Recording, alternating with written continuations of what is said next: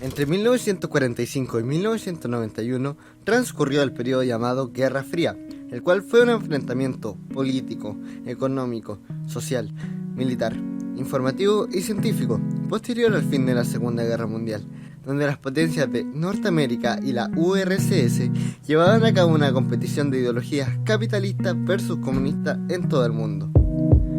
Durante este periodo hubo bastantes cambios en Chile, los cuales se pueden analizar desde un ámbito social, político u económico. En este caso se hablará de la dictadura militar en Chile visto desde un ámbito social.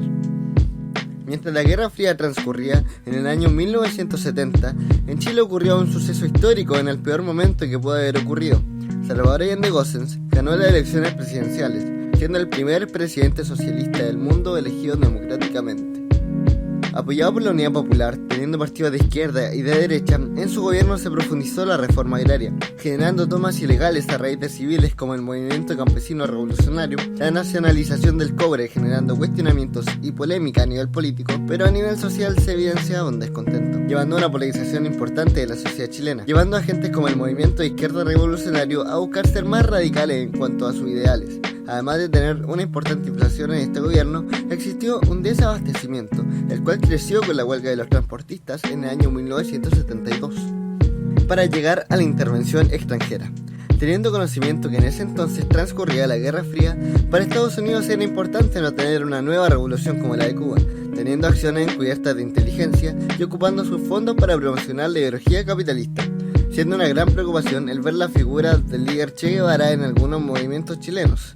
siendo su primera acción en 1970 con el general Carlos Prat, quien se negó a realizar un golpe de estado, siendo obligado a renunciar y perseguido posteriormente, llevando a ser el nuevo general el señor Augusto Pinochet Ugarte, quien el 11 de septiembre de 1973 a las 6:30 am, en conjunto con Carabineros, la Fuerza Aérea y la Armada, dieron inicio al golpe de estado. El presidente Salvador Allende, al enterarse de la movilización de los militares, Fuerza Aérea y Carabineros, se dirigió a la Moneda, donde las anteriores instituciones pidieron su renuncia, a lo cual el presidente se enojó, desatando la acción de aviones a los cuales bombardearon la Moneda con el presidente en su interior, desencadenando en su suicidio entre las llamas del edificio y los gritos del entorno.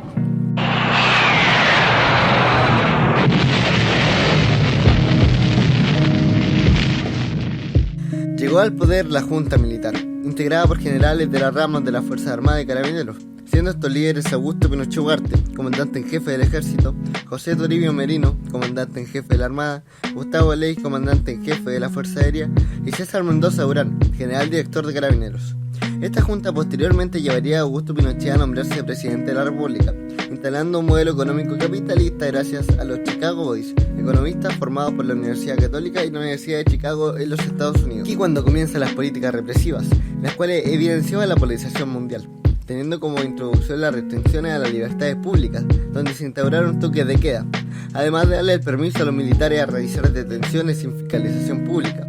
Asimismo, se restringe el derecho de reunión interviniendo organizaciones sindicales y purgando a sus dirigentes, reemplazándolos con militares o simpatizantes de ellos. Por otra parte, la libertad de expresión fue obviamente suprimida para no generar movimientos contrarios a la ideología capitalista, esto mediante la censura de los medios de comunicación, prensa escrita y la radio. Además, dentro de este contexto de la dictadura militar, lleno de censura, existía un festival llamado La Nueva Canción Chilena, donde antes de la dictadura era un encuentro social y folclórico con cantautores nacionales, de los cuales posterior al golpe de estado, algunos fueron ejecutados o torturados y otros escaparon al extranjero, llevando a cabo el festival fuera de Chile, pero hablando más de la dictadura del país. Siendo un ejemplo de los artistas que fueron ejecutados, Víctor Jara, quien fue torturado y ejecutado en el Estadio Nacional. Adjuntándonos a la violación sistemática de los derechos humanos, existió una gran represión y supresión por parte del Estado, teniendo en cuenta que durante el periodo entre 1973 y 1990 hubo cerca de 1.230 detenidos desaparecidos, más de 1.900 muertos y alrededor de 38.200 casos de torturas y prisión política. Los primeros días del golpe fueron bastante violentos, allanando masivamente universidades, poblaciones, etc., todo con el fin de encontrar a las personas proclives al gobierno de Allende. Los prisioneros fueron llevados a regimientos, comisarías, recintos penales y centros deportivos como el Estadio Nacional, donde eran interrogados, torturados y en la mayoría de los casos ejecutados. Pero ¿quién se encargaba de esto? No era posible tanta organización de la nada. Pues no, para eso se crearon instituciones para reprimir, perseguir y torturar. En junio de 1974 se creó la Dirección de Inteligencia Nacional, una policía secreta con el objetivo de detener, torturar, extraer información y encarcelar personas en campos de concentración. La tortura incluía desde golpes, heridas cortantes, electrochoques, violencia sexual, asfixia, hasta muerte y desaparición de personas, siendo la mayoría de los métodos de procedencia estadounidense.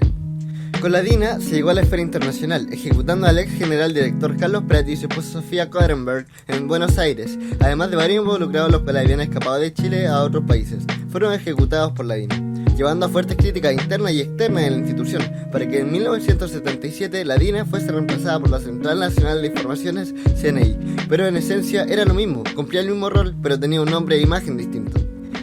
Al fin y al cabo, ¿crees que algo cambió? ¿Llegamos a esa democracia justa donde no hay desigualdad y el presidente es una figura que obviamente sabe gobernar correctamente, teniendo a sus parlamentarios a la altura de los ciudadanos para mantener una representatividad y unas ideas lo más parecida a la del pueblo al cual se le aplicarán las leyes? Lo dejaré a tu criterio, pero sabemos que el pueblo chileno se siente satisfecho, millones de personas manifestándose en las calles, nuestros políticos y personas que elegimos para gobernar acostados en sus camas king esperando que alguien que duerme en una cama de una plaza en alguna población le lleve su desayuno, teniendo a civiles con uniforme que llevando voces de sus compañeros a través de balines y golpes. En la dictadura se torturó, mató y violó gente. ¿El Chile de estos meses volvió a ese periodo? ¿O esto no aprendió?